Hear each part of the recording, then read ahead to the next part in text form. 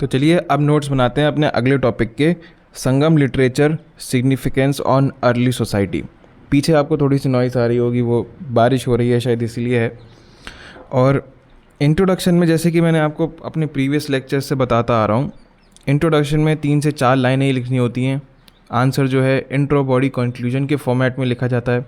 मैंने इसलिए बताया क्योंकि कई सारे लोग इसी वाले वीडियो से ज्वाइन कर रहे होंगे। ये हम मेंस नोट सीरीज चला रहे हैं, यहाँ पे हम मेंस के नोट्स बना रहे हैं। आप प्लेलिस्ट में जाके वहाँ से देख सकते हैं, वहाँ पे कई सारे लेक्चर्स हैं। स्टार्टिंग से हम कंप्लीट GS1 के नोट्स बना रहे हैं। तो इंट्रोडक्शन में क्या आएगा, Sangam literature refers to the earliest body of Tamil literature composed between approximately 300 BCE and यहाँ पे 2 आना चाहिए था, 200-300 common era. It provides valuable insight into the social, economic, political, cultural life of early South India, particularly the Tamil region. देखिए, Sangam literature क्या था, एक Tamil side के शास्त्र थे, लिटरेचर थे, जो बताते थे वहाँ की social, economic, political, cultural life के बारे में, और मेनली साउथ इंडिया के बारे में, है ना। तो इसकी बॉडी में आ जाएगा कि सिग्निफिकेंस क्या है संगम लिटरेचर की। सोर्स है सोशल लाइफ का, स्रोत है, यहाँ से पता लगता है कि सोशल लाइफ कैसी थी। पहले मोस्टली जो लिटरेचर्स लिखे जाते थे, कोई मतलब ज़्यादातर वो क्या करते थे, जो आसपास जो चीज़ें हो रही हैं उनके बारे में ही लिखते थे, जो समाज में चीज़ें घट रही हैं या कोई प्रॉब्लम्स हैं उनके बारे में।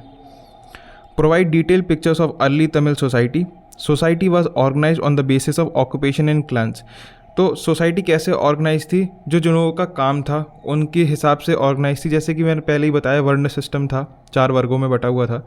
Family was the basic unit of society, family basic unit थी। Women enjoyed a relatively respectable position, और वुमेन्स को ज़्यादा इज्जत दी जाती थी।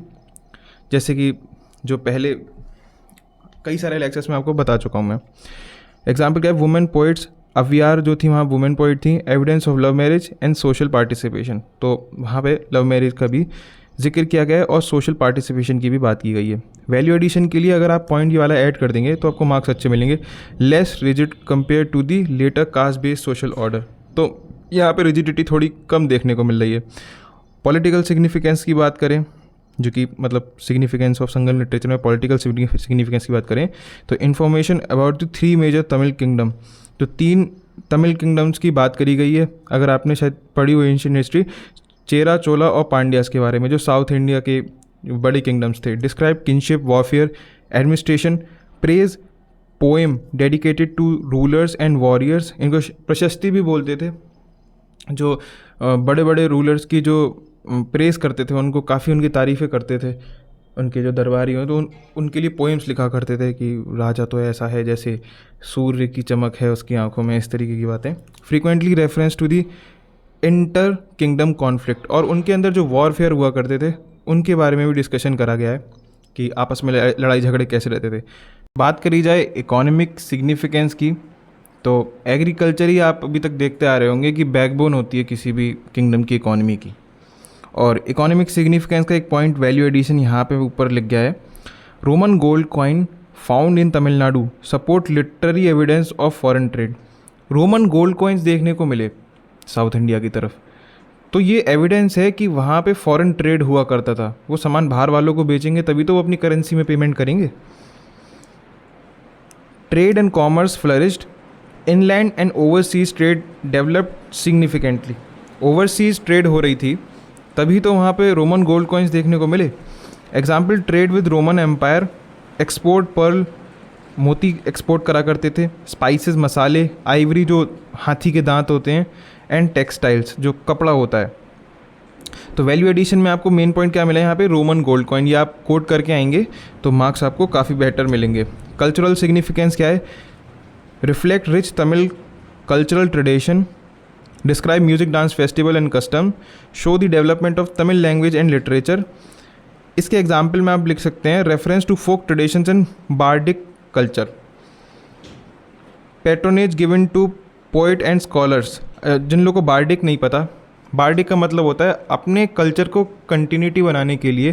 जैसे पहले क्या होता था, लोग ना मुंह से बताया करते थे कि पहले सपोज कीजिए रामायण है, तो कल्चरल सिग्निफिकेंस है रामायण की, तो मुंह से बोल के अगर बच्चों को सुना रहे हैं ना रामायण, तो उसकी कल्चरल सिग्निफिकेंस की कंटिन्यूटी बनी रहेगी, वो अपने बच्चों को सुनाएंगे। तो इसको बोलते हैं बार्डिक कल्चर। ठीक है। रिलीजियस सिग्निफिकेंस की बात करें तो evidence of nature and hero worship, early form of Shaivism and Vaishnavism, religious practices were simple and closely linked with daily life. Example hero stone, nadukal, erect in memory warriors. अगर geographical significance की बात करें तो Sangam text classify land into 5 ecological goal, उनको तिनाई बोलते हैं। देखिए क्या होता है, संगम टेक्स्ट ने इकोलॉजिकल जोन्स में भी डिवाइड करा था, है ना, एरियाज़ को, तो उसको टिनाई बोला जाता है। तो यहाँ पे देखिए टिनाई मतलब उन रीजन्स की इकोलॉजिकल जोन्स की बात है, कुरीजी, मुलाई, मरुथम, नीथल, पलाई, है ना। तो कुरुजी का मतलब क्या है, हिल्स हैं, यहाँ पे हंटिंग की जाती थी। मुल्लाई मतलब फॉरेस्ट है, पास्टरलिज्म किया जाता था। बहुत तेज़ बारिश हो रही है। Marutham plains, agriculture. Neithal coast, fishing and trade. ऐसे Palai arid land, caravan trade. ठीक है। वैल्यू एडिशन में this classification shows the close relationship between geography and economic activities. Limitations की बात करें तो literary work often contains exaggeration in praise of kings. देखिए अगर थोड़ी लिमिटेशन या क्रिटिसिज्म की बात करें संगम लिटरेचर की, तो राजाओं की जो पोजीशन है या राजाओं को ना ऐसे बड़ा चढ़ा के दिखाया गया है। जो प्रशस्तियाँ होती थी ना, उसमें राजा को, जैसे मैंने पहले बताया कि राजा की आंखें ऐसी चमक रही थी जैसे सूर्य चमक रहा है ना, इतने तेजस्वी है ना, इस तरीके की जो बातें होती थी, मतलब बड़ा चढ़ा के एग्जैजरेट करके, तो ये बताई गई हैं। आप लिटरेचर से देख के यही समझ में आता है, लेकिन ऐसा एक्चुअली होगा थोड़ी। तो focus mainly on elite and warrior classes, तो गरीब लोगों की या ऐसे निचले तबके के लोगों की बात ही नहीं की गई, सिर्फ एलिट बहुत बड़े जो लोग हैं उनकी, या वॉरियर या योद्धाओं की सिर्फ बात करी गई।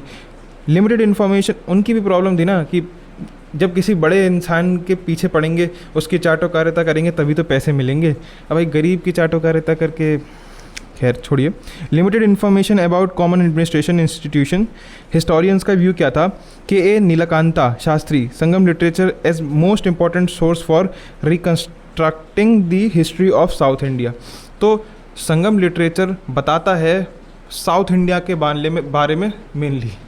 कंक्लूजन में आप सिर्फ 3 से 4 लाइनें लिखिए। Sangam literature provides a comprehensive and authentic account of vibrant socio cultural and economic life of early Tamil society. तो ये था वो लेक्चर आज। ये मतलब ये नोट्स थोड़ा सा ये टॉपिक पढ़ा था, इसलिए 3 पेजेस में है। आप पॉज कर करके इसके नोट्स बना लीजिए। और अगर आपने मेरा टेलीग्राम चैनल अभी तक ज्वाइन नहीं किया है तो नीचे डिस्क्रिप्शन में लिंक, अगर आपने मेरा टेलीग्राम चैनल ज्वाइन नहीं किया है तो नीचे डिस्क्रिप्शन में लिंक है, वहाँ से उसको ज्वाइन कर सकते हैं। अगर आपकी कोई क्वेरी है तो आप कमेंट बॉक्स में लिख सकते हैं, या फिर आप इंस्टाग्राम पे जाके मुझे मैसेज कर सकते हैं। और सब चीज़ों का लिंक डिस्क्रिप्शन में है। और फिर मिलते हैं नेक्स्ट लेक्चर में। Thank you and best of luck.